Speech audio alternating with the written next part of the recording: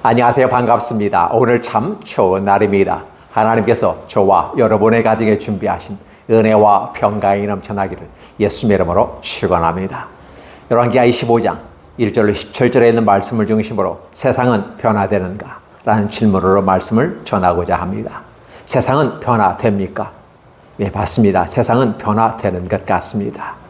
우리가 선사시대를 거쳐서 역사시대를 넘어오게 되고 신석기, 청동기, 철기 시대를 거쳐서 급속도로 지식이 빨라지고 발전하는 모습을 볼 수 있습니다. 우리 역사 속에서도 보면 삼국사에 보면 고구려 백제 신라가 있고 고구려가 있고 또 조선이 있습니다. 그리고 대한제국이 있고 대한민국이 있습니다. 이런 과정들을 보면 분명히 과거보다는 현재가 더 발전하고 잘 되는 것 같고 잘 사는 것 같습니다. 특별히 우리는 6.25를 겪으면서 난리가 아니야. 이렇게죠. 이런 6.25의 난리 속에서 어떻게 현재의 우리 모습을 이룰 수 있을까를 생각하면 분명히 세상은 바뀌고 있다. 지식은 급속도로 빨라지고 있다. 다니엘서에 기록된 그 예언들이 그대로 이루어지면서 인간의 외적인 형태는 엄청나게 빠르게 바뀌는 것 같습니다. 그런데 제가 세상적이다라는 말을 썼을 때 세상은 바뀌는가 했을 때 이 세상은 외형적인 부분에서 분명히 달라집니다. 근데 내면의 세계는 달라지지 않고 있다는 것이죠. 제가 세상과 세상적이라는 단어를 바꿔서 말해보겠습니다. 세상이라는 단어가 world이라는 단어를 쓰지만 이 as a world이라는 말을 써요. 부사 형태를 가지고 as a world에서 세상적이다라는 말을 썼을 때는 어떨까요? 세상적에 이런 모든 것들은 바뀌지 않더라는 거죠. 이 세상을 운영하는 것은 인간이 운영합니다. 물론 이 모든 것을 이끌어 가르친 건 하나님이 운영한다는 건 분명하지만 그러나 우리들의 눈에 보이는 것은 인간에 의해서 움직여집니다. 그래서 이 사회가 더 발전하기 위해서는 정치, 경제, 사회, 문화, 외교, 군사 이러한 것들이 갖추어져 있을 때 또 그런 것들이 앞서가게 될 때 우리는 발전한다, 변화된다. 선진 국가가 됐다라고 말할 수 있습니다.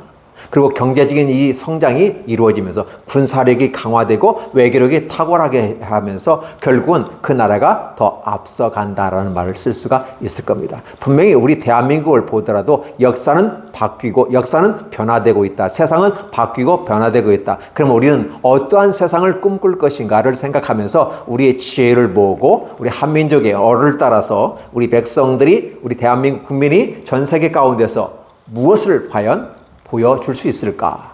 선진국에 들어섰습니다. 선진국이라고 하는 개념은 보다 앞서가면서 그 길을 개척해 나가고 여러 가지만 또 뒤따라오는 후진국들에게 배려와 양보와 나눔이 있어야 하지 않을까 생각합니다. 그래서 세상이 바뀌어갈 때는 좋은 세상으로 바뀌어진다라는 말을 쓰게 되는 것이죠. 그래서 겉으로 보이는 이러한 것들은 분명히 바뀌고 변화되는 것 같습니다.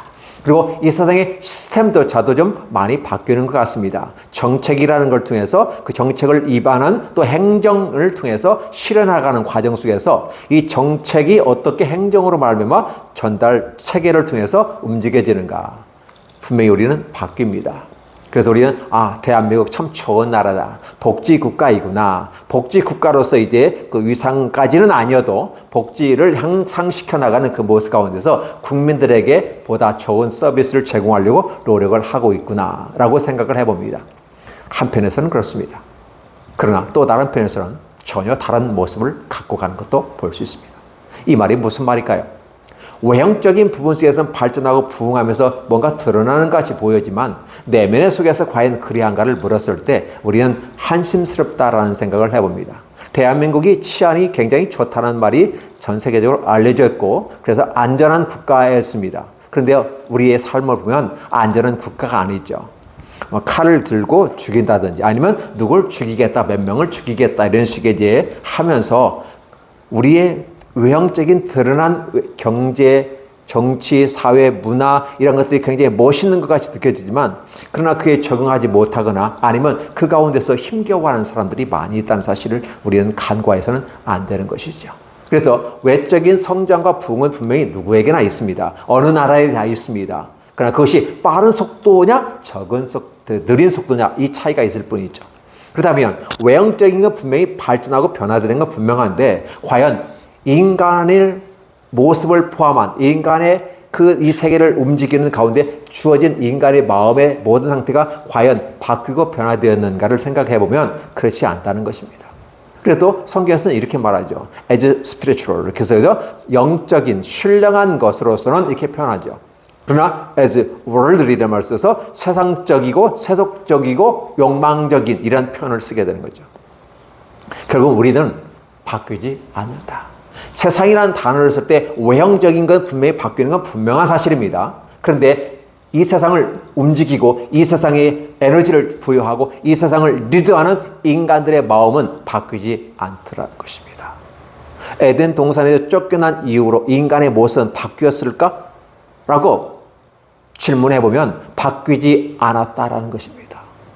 그러니까 세상적이라는 말을 쓸 때 인간의 욕심과 욕망으로 말미암아 이 사회 이 문화가 발전하는 건 분명하지만 무기도 날카로운 무기들이 많이 만들어지고 더 날카로운 걸 떠나서 더 위험한 일들이 많이 발생합니다. 자기 민족을 지키고 자기 공동체를 지키기 위해서 더 악한 무기를 만들어내죠. 그때 그 무기는 악한 무기입니까? 아닙니까? 악한 무기가 아니라 자기 생명을 지키기 위한 것이 때문에 좋은 것일 수 있으나 이것을 사용하는 사람들은 어떻게 합니까? 그렇지 못하더라는 것이죠. 그래서 일본의 원자폭탄 터졌던데 함께 동의했던 원자폭탄을 만들었던 그 과학자들은 한 번은 동의했지만 두 번은 동의하지 않았는데 정치적인 결단에 의해서 원자폭탄을 더 많이 투하입했다라는 사실을 생각해 보면 결국은 그 원자폭탄 때문에 일본이 어떻게 됐습니까? 엄청난 인류 대재앙을 만나게 되는 것이죠. 물론 잘못한 거에 대한 대가를 받는다라고 말할 수도 있지만 궁극적인 결과로 보면 인간이 얼마나 악한가를 볼 수 있습니다. 자기 생명을 지키고 자기를 보호하기 위해서 만든 모든 문화와 문명들이 발전된 것들이 오히려 인간을 죽이는 데 사용되기 때문에 근데 그것을 사용하는 인간은 어떤 모습이냐? 바뀌고 변화되지 않는다는 사실입니다. 이런 말을 하면 우리는 다시 한번 생각해 봐야 할 게 있어요. 성경은 누누이 그것을 얘기합니다. 어떤 시대의 흐름을 따라서 어떤 지도자가 나타나고 어떻게 이끌어가느냐는 중요하지 않다는 것입니다. 문제는 그 사이사이에마다 인간은 어떤 선택을 했느냐는 겁니다.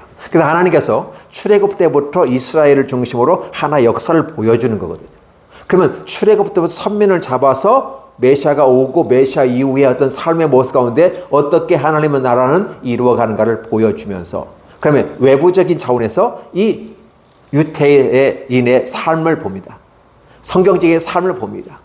그럼 하나님은 유태인에게 어떤 역사를 베풀었는가를 그대로 보여주는 것이죠. 그래서 선민이 된다면 아름다우지만 선민이 되지 않고 인간의 혈통을 따라서 인간의 욕망과 야망을 따라서 세상적인 as worldly한 어떤 그런 모습 가운데 욕망을 따라가게 되면 결국은 하나님은 그들을 심판하게 된다. 여기 보면 바벨론에 의해서 이 느부갓네살이 바벨론을 공격하고 결국은 남유다의 마지막 시드기야가 비참한 모습으로 끌려갑니다. 우리는 바벨론이 남유다를 파괴했다라고 말하지만은 더 중요한 것은 하나님께서 남유다를 멸하기로 작정하셨기 때문에 그 대상이 바벨론이란 사실입니다. 그러니까 다윗과 함께 하셨을 때 이 얘기예요. 내가 인생 막대기와 채찍으로 너를 이끌어갈 거다. 그래서 때론 인생 막대기와 채찍입니다. 아니면 목자에게 줄 때 막대기와 지팡이가 있습니다. 하나님은 이스라엘 백성들에게 수많은 지팡이로서의 데려오고 기회를 주고 이런 것들을 많이 했습니다. 때로는 하나님은 막대기를 들어서 때리기도 했습니다. 그 인생 막대기와 채찍이라는 것이 바로 바벨론을 들어서 얘기하는 것이죠. 하나님은 발전하고 앞서가고 선두국가였던 또 강력한 군사력을 갖고 있는 이 바벨론에 의해서 남유다가 멸망시켜버리는 것입니다. 우리는 외향적인 부분 속에서 결국 바벨론이 남유다를 멸망시켰어. 아수르가 북이스라엘을 멸망시켰어. 여기에 포인트를 주지만은 그러나 그들이 멸망할 수밖에 없었던 이유는 하나님이 허락하셨고 하나님이 길을 열어주었다. 달리 말하면 인간의 모습은 바뀌지 않더라는 것입니다. 선민으로 선택된 이스라엘 사람들, 하나님의 백성들입니다. 그러면 하나님 앞에서 이 선택된 선민 이스라엘 백성들은 어떻게 살까요? 하나님 말씀대로 살아가야 되고 교과서적인 삶을 살아가야 됩니다. 그러나 그들은 그런 삶을 살지 아니하고 하나님을 대적하거나 저항하거나, 그래서 적극적일 때는 저항을 하게 되고 공격을 하게 되고, 소극적일 때는 어떻게 돼요? 하나님을 무시해버리는 사태까지 발생하면서, 인류 역사 속에서 하나님 보실 때 한 사람의 죄로 말미암아 이 땅을 심판하는 게 아니라 온 인류가 얼마만큼 악한지를 보여주는 것이죠. 인간을 위해서 만든 이 문명과 이 문화의 이 아름다운 산물들은 굉장히 멋있게 발전하지만 인간은 여전히 똑같다. 변하지 않는다는 걸 성경은 얘기해 주죠. 달리 말하면 에덴 동산에 쫓겨났을 때 그때나 지금이나 인간은 똑같다라는 거죠. 결국은 인간에게는 구원의 길이 없고 희망이 없음을 얘기합니다. 그래서 당시에 앞서갔던 나라 바벨론을 통해서, 북이스라엘 같은 경우는 그 당시 앞서갔던 나라가 아수르이기 때문에 이 아수르를 통해서 북이스라엘을 멸망시켜버렸다면, 남유다 같은 경우는 하나님의 희망을 주시잖아요. 힘에 의해서 나라가 멸망하는 게 아니라 북이스라엘 멸망하는 것은 바로 그 시대가 아수르가 강력한 나라였기 때문에 그 나라를 통해서 치고 하나님을 떠난 자들에 대한 심판을 이야기하면서 알려줬다면, 그래서 히스기야에게 그렇게 말하죠. 다른 나라도 다 아수르한테 멸망했어. 그러나 분명히 하나님이 약속하겠어. 저 아수르는 남유다를 멸망시킬 수 없어. 아니, 멸망시키지 않겠어. 그리고 추후에 일어나는 바벨론에 의해서 멸망시킬 것을 하나님은 이 얘기를 해 주셨던 것이죠. 그래서 그 역사의 현장 속에서 하나님의 말씀대로 이 바벨론 왕이 예루살렘의 성벽을 치고 부수고 다 빼앗아가 버린 사태가 발생합니다. 이 사건은 사실은 히스기야 때 한 얘기거든요. 그때 당시 바벨론은 약한 나라였습니다. 신흥 국가에 불과했어요. 그래서 이 바벨론도 아수르를 향해서 견제를 하기 위해서 연합정선을 쓰고 작은 나라들이 연합을 이렇게 했던 것을 봅니다. 그래서 서로가 형제국가의 동맹을 맺고 그 와중 속에서 사절단들이 와서 함께 어떻게 다 멸망했는데 남유다만큼은 망하지 않았는가를 보여주는 과정 속에서 곡간을 열고 무기고를 열고 이런 것들을 다 보여준 거죠. 히스기야는 신이 나서 얘기했을 것 같고요. 물론 히스기야 선한 왕은 왕인데 히스기야가 실수한 부분이 있어요. 이런 부분 속에서 하나님은 무엇을 보여주었느냐고 이사야 선지자를 통해서 얘기합니다. 그랬을 때 뭐라고 합니까? 안 보여준 것이 없었다. 다 보여줬다. 다 보여줬어요. 그러다 보니까 하나님께서 말합니다. 당신이 보여준 대로 이 모든 것이 다 바벨론에 빼앗겨질 것이다. 다 옮겨질 것이다. 라는 표현을 쓰게 되는 거죠. 근데 그 예언이 지금 이루어지고 있습니다. 그 너의 아들이 바로 바벨론의 환관이 될 것이다. 라는 표현을 쓰게 되는 거죠. 그래서 그 앞서서 여호아하스나 엘리야김이나 여호야긴이나 또 마지막에 히스기야까지 다 포로로 가고 다 거기서 죽는 사태가 발생합니다. 특별히 시드기야 같은 것은 자기 아들들을 자기 눈앞에서 보고 보이는 가운데 그 아들을 처형시켜 죽이고 그 다음에 시드기야의 두 눈을 뽑아버립니다. 이 시드기야의 두 눈을 뽑는 것은 뭐냐면 동맹한 나라가 그 봉신국가가 충성을 맹세했는데 그걸 제대로 감당하지 않아서 다시 내가 침공해서 점령하게 될 때는 눈을 뽑아버린다는 그런 약속이 있어요. 그래서 그대로 행해서 결국은 시드기야는 눈이 뽑힌 채 쇠사슬에 묶여서 꽁꽁 묶인 채로 끌려가서 결국은 죽었다는 말이죠. 이런 심각한 심판과 멸망이 남유다에게 왔어요. 사실은 남유다에 이런 일이 있을 수는 없죠. 하나님 나라 예루살렘 성이 여기 있는, 그래서 예루살렘 성이 있고 그러니까 성전, 여호와의 이름이 두신 그 성전이 있단 말이에요. 그러면 하나님은 이걸 지키기 위해서 살아계신 하나님이라면 분명히 지킬 것이다. 그러니까 결국 우리는 멸망하지 않는다는 그런 오만한 마음이 있는 거죠. 예루살렘이 멸망하지 않고 성전이 그대로 보존된다고 하는 하나님 앞에서 믿음과 신앙을 지켰더라면 분명히 하나님은 그렇게 하셨을 것입니다. 그러나 그들이 허황되게 외형적인 예루살렘의 모습, 외형적인 성전에만 포커스를 두게 되고 진정한 그 하나님의 나라인 예루살렘 시티를 바라보는 신앙과 그 성전, 하나님의 이름을 두신 이 성전에 관심을 가지지 않았다는 사실이죠. 그들의 내면에는 여전히 세상적이다라는 거죠. 세상적인, 인간적인, 욕망적인 이런 것들이 가득 차여 있기 때문에 그들은 바뀔 수가 없더라는 것입니다. 그래서 세상은 분명히 바뀌고 변화되는데 세상적인 것은 바뀌지 않더라라는 것이죠. 그래서 하나님 만든 이 세상의 모든 것은 아름다운 것입니다. 하나님이 우주 만물을 만드시고 이런 지구 전체 모든 걸 만들고 인간도 만들고 모든 나무와 돌과 해, 달, 별 이 모든 것 다 선하고 아름다운 것입니다. 그런데 이 선하고 아름다운 것들을 관리하고 다스리는 인간의 청지기로 맡겨진 그 청지기들이 제대로 기능을 감당하지 않아서 그 자연만물들이 다 오염되어지게 되고 허탄한 데에 이르게 되고 자연만물도 한탄 탄식한다라는 말을 쓰게 되는 거죠. 인간의 죄로 말미암아 수많은 짐승들이 죽어야만 했던, 수많은 짐승들이 피를 흘려야 했던 것. 그 로마서에는 그래서 자연만물이 탄식한다라는 표현을 쓰게 되는 것이죠. 자연만물 자체는 부정한 게 없어요. 깨끗하고 아름다운 거예요. 하나님이 만든 건 다 아름다운 겁니다. 그런데 그걸 부정하게 만든 것이 누구냐? 인간의 욕망이라. 세상적인 것, 인간의 세속적인 것, 그죠? 탐심, 이런 것들이 바로 세상을 악하게 만들고, 여전히 과거 에덴 동산에서 쫓겨날 때 그의 모습이나 지금 모습은 똑같다. 그리고 인간에게 희망이 없기 때문에 새로운 메시아가 와서 구원의 길을 열어주지 않는 이상은 희망이 없다라는 것을 가르쳐 주게 되는 것이죠. 그래서 앞으로 오실 메시아는 요시아처럼 와서 우리를 구원해서 새로운 생명으로 길을 걸어가는데, 첫사람 아담은 실패했지만 둘째 사람 아담인 예수 메시아 그리스도는 성공의 길로 걸어갈 것이다. 그래서 에덴 동산에서 안식이 실패하고 그 약속을 따라 간 이스라엘 사람들에게 다시 한번 희망을 따라 젖과 꿀이 흐르는 땅에 약속을, 안식을 허락하지만 거기에도 안식이 없었다는 말을 들으면서 최종적인 안식은 누구로부터 온다? 하나님과 그의 보내시자 예수 그리스도께서 바로 안식을 우리에게 주신다. In Christ, 그렇죠? 예수 그리스도 안에 있는 자는 비록 세상적이고 욕망적일지라도 부끄러운 구원이라도 받을 수가 있다. 그런데 예수 그리스도 안에 있지 않는다면, 예수 그리스도와 관계없다면 그들은 하나님 나라와 관계없다. 외형적인 분의 나라가 빼앗기고 나라가 멸망하고 다 부서지는 것 같지만 여전히 하나님은 그 부서지는 와중 속에서도 이스라엘을 재건하고 이끌어가고 있다는 사실입니다. 오늘 성경 본문은 그래요. 다 빼앗아가고 다 가져가고 다 갔다. 그리고 남는 것은 남유다의 폐허 정책을 쓰고 어차피 다 데리고 갈 수도 없으니까 쓸만한 인재들을 끌고 간 거고 나머지 비루한 자들, 가난하고 약하고 부족한 자들에게 그냥 땅을 맡겨놓고 농사 짓게끔 허락하고 가버리는 거죠.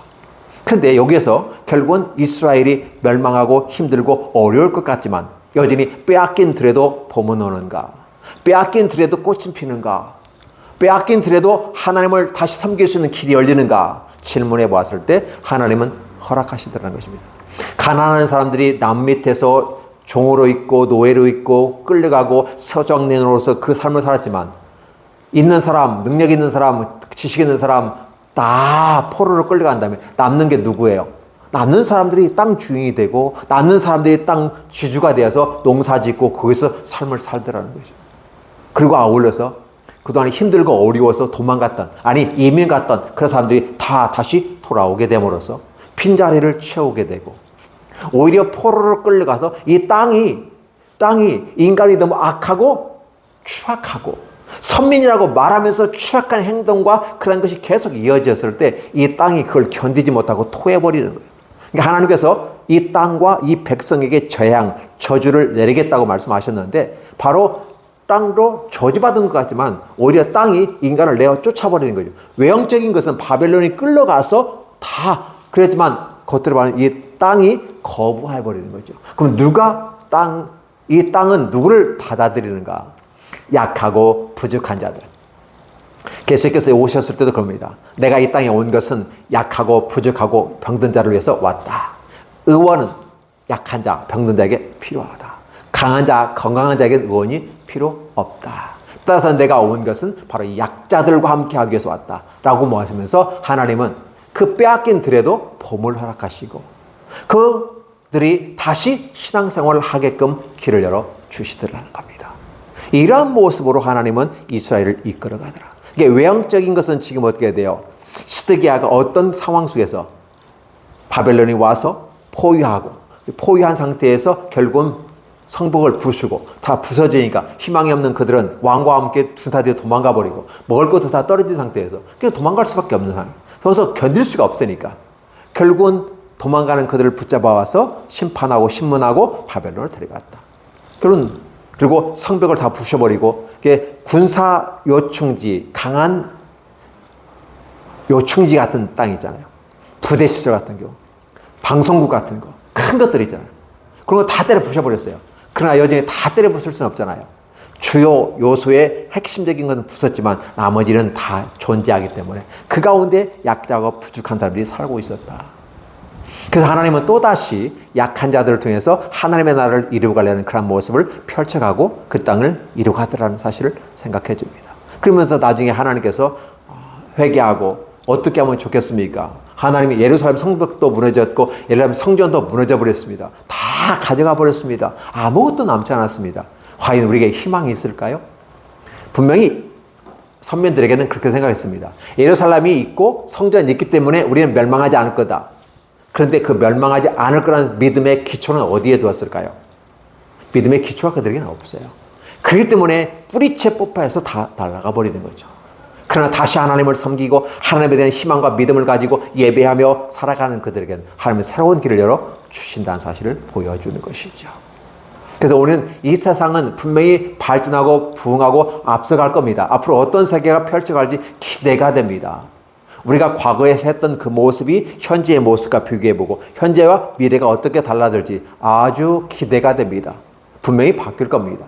그러나 그것을 이끌어가고 그 가운데 움직이는 인간은 바뀌지 않는다는 사실을 얘기하면서 메시아가 이 땅에 오셔야만 한다는 사실을 얘기하고 그 메시아가 이 땅에 오셔서 십자가에 못 박히고 죽으셨다. 누구를 위해서?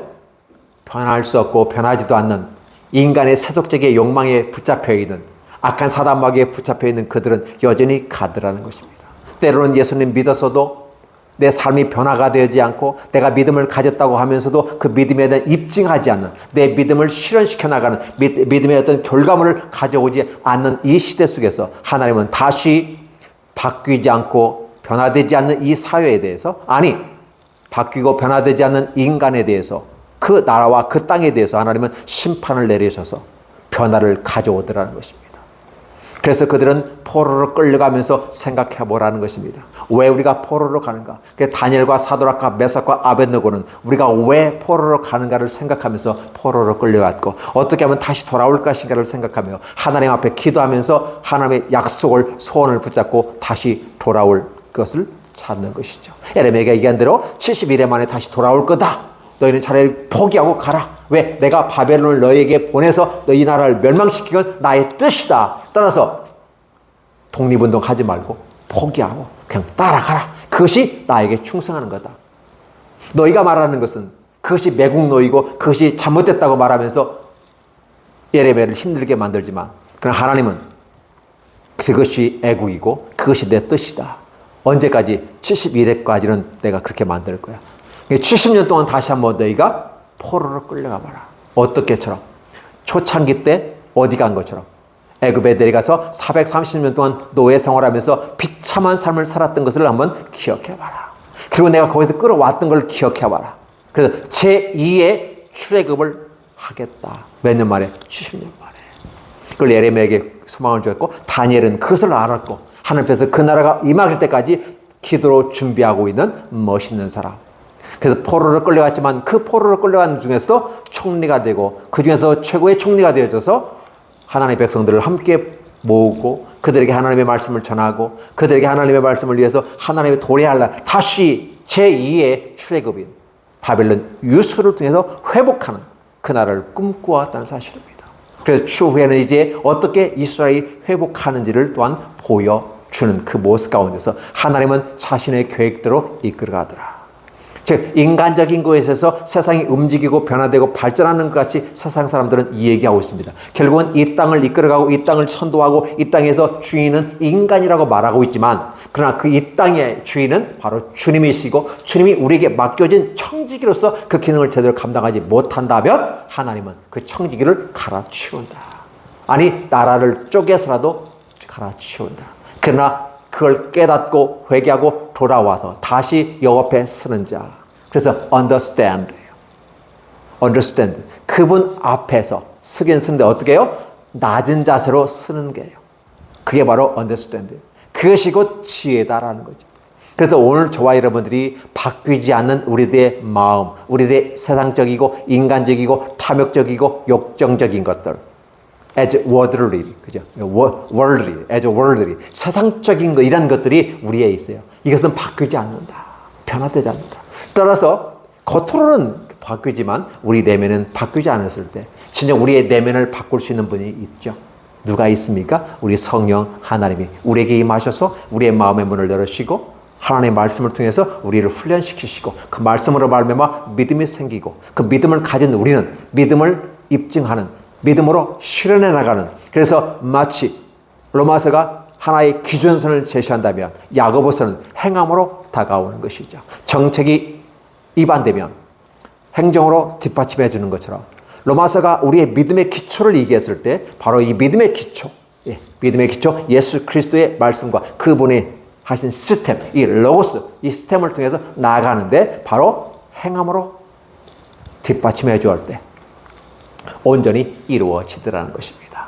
그래서 이러한 모습 가운데 우리 하나님께서 저와 여러분들에게 새로운 희망을 주시는 겁니다. 오늘 이 본문은 열왕기하 25장 마지막 장입니다.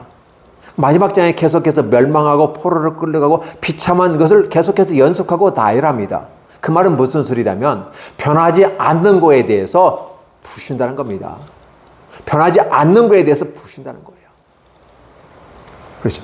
그래서 바뀌고 부시고 부십니다. 그래서 새로운 것이 탄생되기를 원해요. 그러니까 우리가 세상적인 것에 의해서 예전에 에덴 동산에서 쫓겨났을 때 우리가 가지고 있는 이 죄악의 껍데기 같은 것들이 우리 안에 있어서 그러한 것이 계속해서 존재하고 있어요. 그래서 외형적인 것을 깨부셔버리면서 그게 바로 인생 막대기와 채찍으로 우리를 다스린다. 그래서 육체에게 채찍을 가하면 우리 영혼이 새로워지고 우리의 정신이 맑아지거든. 그래서 때론 훈계조로 회초리를 드는 이런 것들을 볼 수 있죠. 회초리가 인간의 인권을 말살하는 거라면 심각하지만 그러나 교육적이고 교훈적이라면 회초리를 들어야만 하는데 우리 하나님이 회초리를 든다. 그 때문에 잘못된 거에 대한 회초리를 들어서 깨닫고 돌아오는 걸 원한다. 그럼에도 불구하고 깨닫지 못하면 내버려 두라라는 거예요. 왜? 자기 몫에 자기 선택에 의해서 결국 멸망의 길로 가게 될 거다라는 것입니다. 남색하는 자들에게도 이 얘기하고, 그죠? 동성애하는 자들에게도 이 얘기합니다. 그래도 돌아오지 않으면 내버려 두라는 거예요. 왜? 그들은 그들의 선택에서 가니까. 그러나 그들의 삶 속에서 과연 행복한 삶을 살아갈 수 있을까? 살아갈 수 있다면 좋겠거니와 이 땅에서의 살아갈 수 있는 거고, 그러나 하나님의 나라와는 관계없는 삶을 살게 되더라는 것이죠. 그래서 오늘 저와 여러분들에게 성경은 그걸 얘기합니다.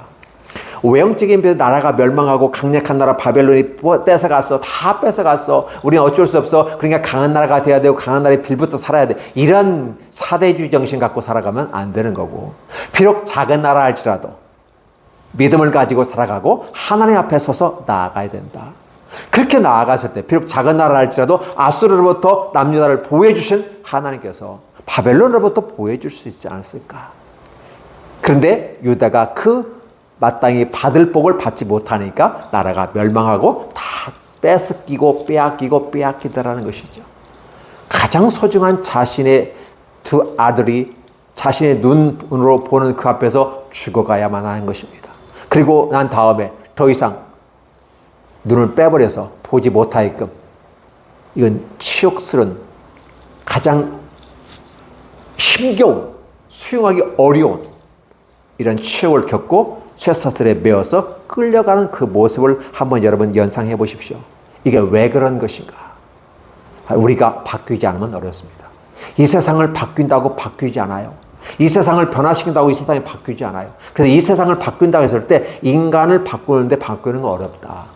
그러면 이 세상적인 것을 바꾸려고 노력하기도 안 되는 거예요. 세상은 얼마든지 바꿉니다. 집도 바꿔서 새 집이 되고 얼마든지 바꾸고 리모델링해서 바꿔질 수 있어요. 그러나 인간이 할 수 없는 건 인간적인 것, 세상적인 것, 그렇죠? 이런 것들은 안 된다라는 사실을 이 얘기하는 거죠. 그래서 그런 것들을 바꾸려고, 남을 바꾸려고 할 생각하지 마시고 우리를 바꿔야 되는 거죠. 어떻게 바꿔야 될 것인가라는 거예요. 여호와의 말씀을 듣지 않고 지키지 않고 맹약하지 않았어요. 맹세한 건 지켜야만 돼요. 약속은 지켜야 되는 거고 준행해야 되는 거고, 약속을 지킨다는 개념은 약속 맹세라고 하는 부분에 대해서 내가 합리적으로 입증해야 되는 것들이 있다는 거죠. 기본 약속한 건 다 지켜야 되니까. 그런 것들을 감당할 때 우리는 얼마든지 내 자신이 바뀌고 변화될 수 있는 거 아니겠습니까? 그래서 세상을 바꾸려고 하지 말고 너 자신을 먼저 바꿔라. 내 자신이 바꾸면 세상이 바뀌어 보일 거다. 세상이 아름답게 바뀌어 보고 세상이 더 멋있게 보일 거다. 그러나 내가 바뀌지 않으면, 나 자신이 바뀌지 않으면 이 세상이 힘들고 어렵다는 것이 더 다가오게 될 거다.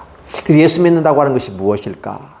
예수 믿는다고 하는 그냥 주여 복 주옵소서, 우리만 예수 믿고 잘 되게 해주시고 우리만 천국 가게 해주십시오, 이게 예수 믿는 것이 아니라, 예수 믿는 것은 내가 예수 그리스도를 받아들이는 거예요. 어떻게 받아들여? 받아들일 수가 없는 존재인데 성령이 내 마음을 여시고 십자가에 못 박히신 예수 그리스도를 우리가 받아들이게 됐을 때 우리는 새로운 삶이 되더라는 거죠.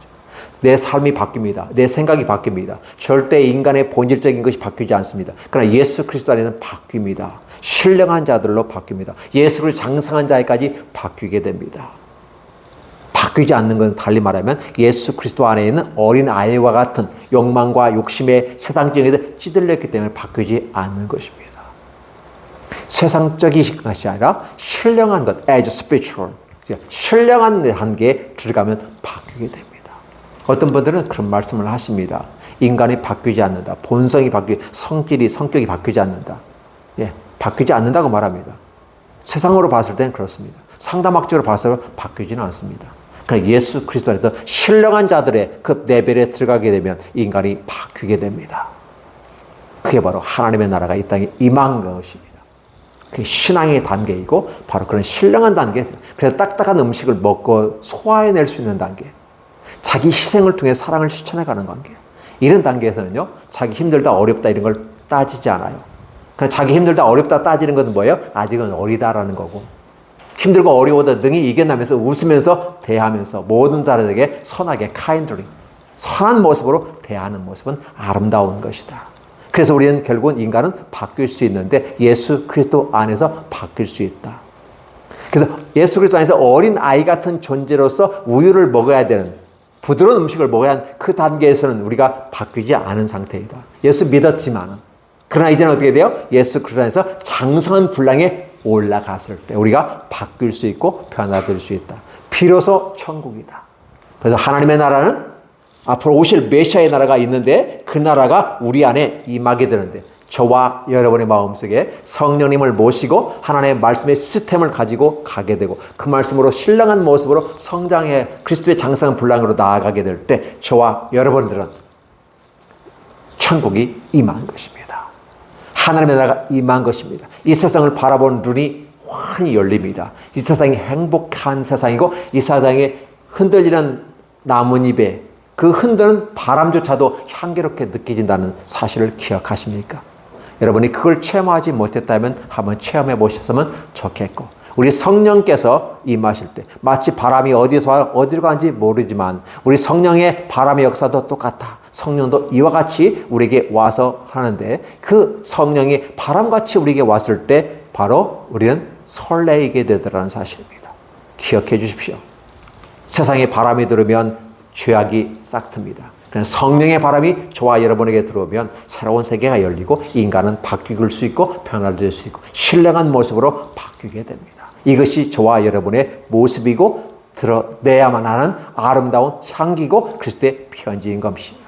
따라서 세상은 바뀔 수 있는가? 세상은 변화되는가? 예, 세상은 분명히 바뀌고 변화됩니다. 그러나 인간적이고 세상적인 것은 안 바뀌는데 그것이 바뀌어야만 해야 우리 이 땅 재앙이 우리에게 멀어진다는 사실을 기억하면서 진정으로 저와 여러분이 그리스도 안에서 바뀌고 변화되고 믿음으로 성숙한 모습이 되임을 간절히 원합니다. 그렇게 되기를 예수 이름으로 축원합니다. 기도하겠습니다. 하나님 감사합니다. 고맙습니다. 우리가 이 세상의 것을 바꾸려고 노력하지만 세상은 분명히 바뀌지 않습니다. 외형적인 건 얼마든지 바뀌지만 세상적이고 인간적이고 욕망적이고 탐욕적인 인간의 모습은, 인류의 모습은 여전히 존재하더라는 것입니다. 그래서 우리는 희망이 없지만 우리에게는 희망이 예수 그리스도 안에 있다는 사실을 외칠 수밖에 없는 것은 바로 예수 그리스도 안에 있을 때 우리에게 희망이 있다는 사실을, 그리고 이제 예수 그리스도의 어린아이 같은 존재로 존재하는 것이 아니라 예수 그리스도 안에서 성숙한 신령한 단계에, 성장한 단계, 그 단계에 일어서게 하여 주옵소서. 이 땅을 삶을 살아가면서 분명히 딱딱한 음식과 같은 여러 가지 많이 있으나 그런 딱딱한 음식을 먹고도 소화하면서 웃어낼 수 있는 사람이라면 아름다운 사람 아니겠습니까? 하나님, 이렇게 우리가 그렇게 바뀌고 변화되어 성장하는 모습이 되게 하여 주옵소서. 세상적인 것은 바뀌지 않지만 우리는 예수 그리스도 안에서 얼마든지 우리가 변화되고 바뀌고 변화되는 모습 가운데 세상을 바라보게 하여 주옵소서. 그러면 세상이 바뀌게 되고 세상이 아름답게 보이게 된다는 사실을 다시 한번 우리의 눈을 열어 주시옵소서. 그리스도가 우리에게 오시고 성령의, 우리 그리스도의 영이, 하나님의 영이 우리에게 임할 때 이 세상이 천국으로 바뀌고 변화된 우리 눈이 달라진다는 사실을 하나님 기억하게 하시고 보게 하시고 깨닫게 하여 주시옵소서. 예수님의 이름으로 축복하며 기도하옵나이다. 아멘.